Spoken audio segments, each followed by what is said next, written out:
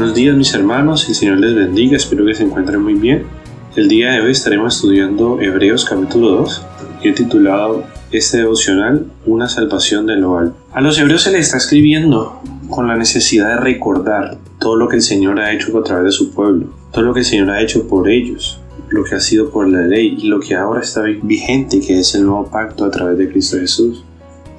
Y es que, como lo hemos visto no solo ahora, sino que en las cartas anteriores, los judaizantes querían agregar a la salvación algo más que eran cosas de la ley, como la circuncisión y algunos otros rituales que ellos tenían como sagrados, pero no es así ahora.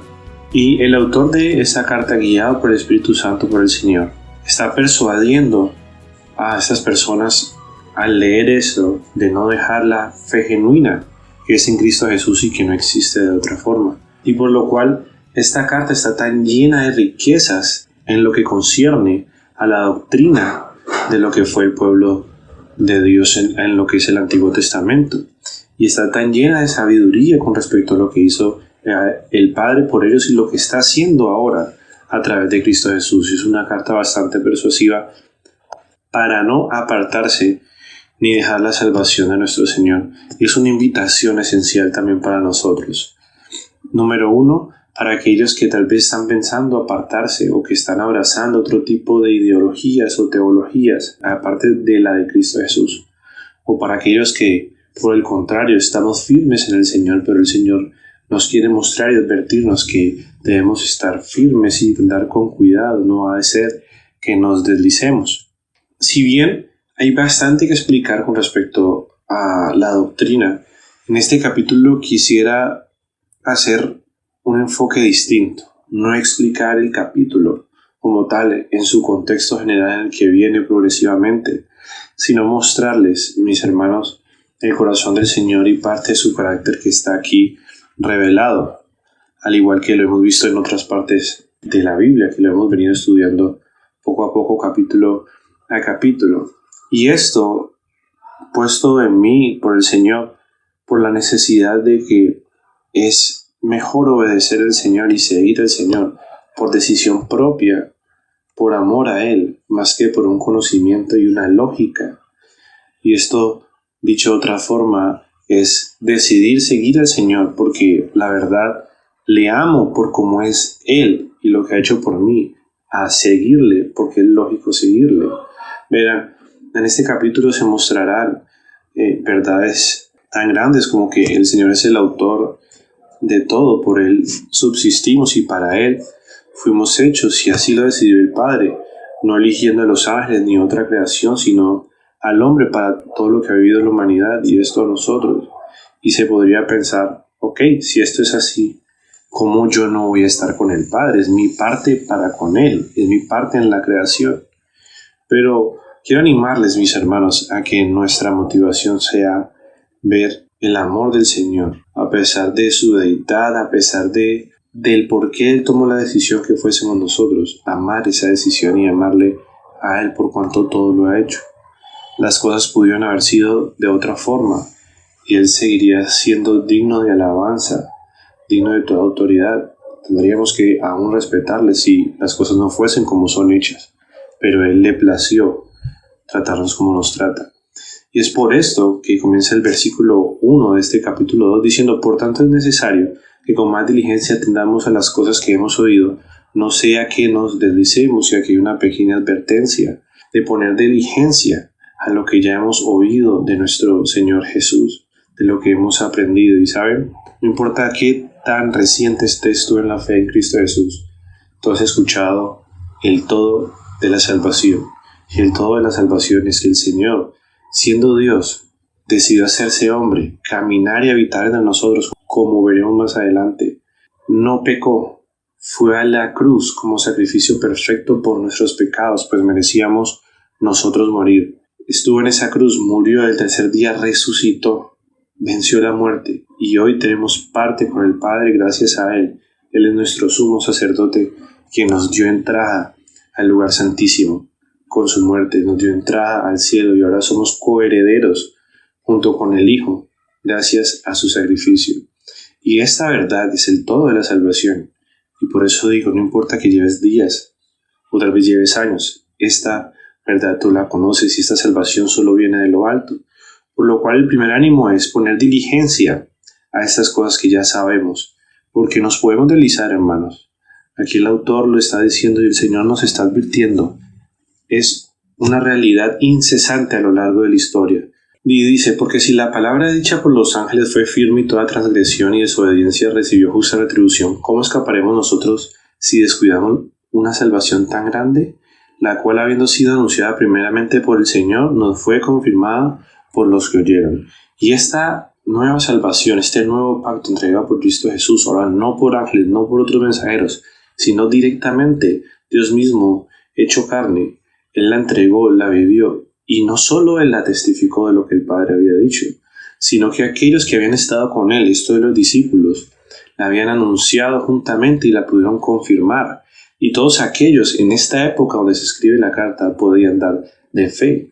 Muchos habrían tal vez visto o oído de estos apóstoles que habían convivido con Jesús. Y aquí nos pone no solo una advertencia, sino que nos muestra la grandeza de la salvación. ¿Sí? Esto no se trata de un pacto, de algo que iba a ser por unas personas, por un pueblo, si hiciesen bien como eran los mensajes que se le enviaban al pueblo antes. Si cuidan los mandamientos del Señor, yo los cuidaré, de lo contrario vendrán y los llevarán cautivos por tanto tiempo, pero si me acordaré de usted, decía el Señor, y los traeré nuevamente. No, este nuevo pacto fue el Señor Jesús viniendo, sin nosotros poder haber hecho nada para merecerlo, y murió por ti y por mí, resucitó al tercer día, y esta salvación está vigente el día de hoy para ti, mi hermano, y para todo aquel que aún no ha creído. Juan capítulo 3 dice que Él vino por todo el mundo, pero aquel que no cree en Él ya ha sido condenado. Y esta es la salvación más grande. No hay nada superior en el mundo creado que pueda ganar a esto que el Señor ha hecho por nosotros. Verso 4 dice, testificando Dios juntamente con ellos, con señales y prodigios y diversos milagros y repartimiento del Espíritu Santo según su voluntad.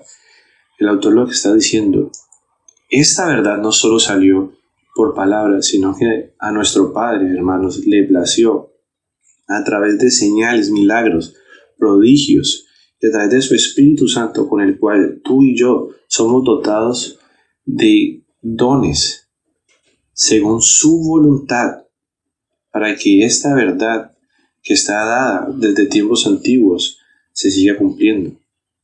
Y esto da testimonio de esto. Nuestra fe es real y comprobable por esto. Cada uno de nosotros tenemos un don que el Señor no nos ha entregado. Así que, hermanos, de estos primeros versos, la invitación es, acuérdate de lo que el Señor ha entregado. Él entregó a su único Hijo por ti, hermano. Si aún no conoces ni tienes una relación con el Señor, entiende esta verdad para que puedas ser salvo. Todo aquel que cree en su nombre puede ir al Padre, mas aquel que le rechaza no verá al Padre. Y si tú, hermano, llevas tiempo caminando en el Evangelio, no te apartes. Aferra a esta verdad como el todo de tu vida. ¿Quién es el autor de la salvación? Es lo que continúa diciendo el autor en los siguientes versos. Porque no sobre todos los ángeles el mundo venidero acerca del cual estamos hablando. Esto es la tierra. Pero alguien testificó en cierto lugar diciendo, ¿qué es el hombre para que te acuerdes de él? ¿O el hijo del hombre para que le visites? Le hiciste un poco menor a los ángeles, le coronaste de gloria y de honra y le pusiste sobre las obras de tus manos. Todo lo sujetaste bajo sus pies. Es algo que está escrito en el Salmo 8 por el rey David en su época, pero está hablando, testificando, profetizando para su época acerca de nuestro Señor Jesús. Y es válida la pregunta, ¿qué somos nosotros, hermanos? ¿O quiénes somos? ¿O qué son nuestros hijos para que el mismo Dios, el creador de todo, el que puso las cosas a andar en su orden perfecto, decidiese mirarnos a nosotros, tan diminutos en la creación, porque son diminutos, mirarnos y enviar a su Hijo unigénito para que habitase en nosotros, que nos presentara al Padre y hacer esto por nosotros.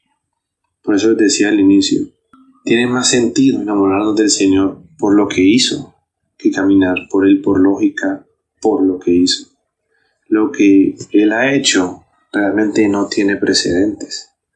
No tenemos forma de pagar tanto amor. Que Él se haya despojado de su gloria y haya decidido venir. ¿Qué somos nosotros, mis hermanos? Decía el rey David, y podemos decir ahora nosotros. Porque en cuanto le sujetó todas las cosas, no dejó que no sea sujeto a Él. Pero todavía no vemos que todas las cosas sean sujetas. Es decir, el Padre todo lo sujetó al Hijo, a Jesús. Una vez resucitó y fue a la diestra, pero aún no vemos que esto suceda. Hay cosas que aún aparentemente no están en su dominio, pero tienen un tiempo en que pasarán.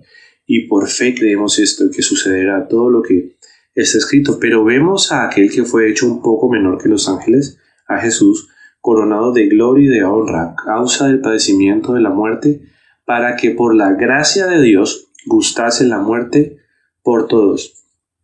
Y esto es aquí, mi hermano. Romanos 3:23 dice que la paga del pecado es la muerte, que por cuanto todos hemos pecado, estamos destituidos de la gloria de Dios. Pero el Señor Jesús, quien fue puesto un poco menor a los ángeles, nos dice acá, estando en condición de humanidad alrededor de nosotros, gustó la muerte que nosotros debíamos pagar, la muerte que nosotros debíamos gustar. Él lo hizo, y fue no solo por la gracia de Dios que este sacrificio ahora nos ha salvado. Verso 10, porque convenía a aquel por cuya causa son todas las cosas y por quien todas las cosas subsisten, que habiendo de llevar muchos hijos a la gloria, perfeccionase por aflicción al autor de la salvación de ellos, porque el que santifica y los que son santificados de uno son todos, por lo cual no se avergüenza de llamarnos hermanos.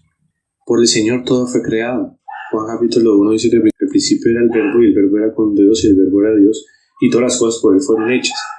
Cada uno de nosotros, hermanos, fue hecho, y así le plació al Padre y al Hijo hacerse. Y no solo esto, nosotros subsistimos también por Él. Esa es la causa por cual las personas que no tienen a Cristo Jesús en su corazón tratan de llenar eternamente en sus vidas ese vacío que está puesto. Pues fuimos creados para Él, subsistimos por Él y para Él, mis hermanos. Y Él nos ha permitido ser ahora llamados hijos, pero también hermanos, diciendo que nos anunciaría a nosotros. El verso 12, anunciaré a mis hermanos tu nombre, es decir, el nombre del Padre, y en medio de la congregación te alabaré, hablando con respecto al Padre. Y más adelante en el verso 14 dice, así que por cuanto los hijos participaron de carne y de sangre, Él también participó de lo mismo, para destruir por medio de la muerte al que tenía el imperio de la muerte, esto es, al diablo. Verso 16, porque ciertamente no socorrió a los ángeles, sino que socorrió a la descendencia de Abraham. Se hizo igual a nosotros, para podernos socorrer, para que también gustásemos, y nos quitó la esclavitud que teníamos, como dice el verso 15, que no teníamos esperanza, sino que estábamos sujetos a servidumbre, y había algo que se enseñoreaba de nosotros, era el pecado, por el cual el Señor dio su sacrificio perfecto y fue a su cuerpo para morir por nosotros. Y ahora no le pertenecemos más al diablo, sino que a través del Espíritu Santo, que son las arras de nuestra salvación, tenemos esperanza para el día que el Señor venga. Verso 17, por lo cual debía ser en todo semejante a sus hermanos, para venir a ser misericordioso y fiel sumo sacerdote en lo que a Dios se refiere, para expiar los pecados del pueblo. Esta fue su obra. Mis hermanos, vuelvo a ser insistente en este punto. Desde un principio Él creó todo y decidió que cuando llegase el momento, para Dios Él sería un fiel sumo sacerdote, pero para los otros hombres sería un hombre misericordioso que vino y gustó la muerte que era de nosotros, que nos pertenecía, y se hizo semejante a nosotros para poder expiar los pecados que nosotros generamos y seguimos generando, pues aún no somos perfectos. Esto es lo que el Señor ha hecho por ti y por mí. Esta es la salvación que proviene de lo alto, una salvación que no es bilateral, es unilateral. A Él le plació que así fuese. Lo hizo todo por ti y por mí, hermanos. ¿Cómo no amar a este Señor? ¿Cómo no amar al Hijo? Y cómo no seguirle a Él por decisión y en amor.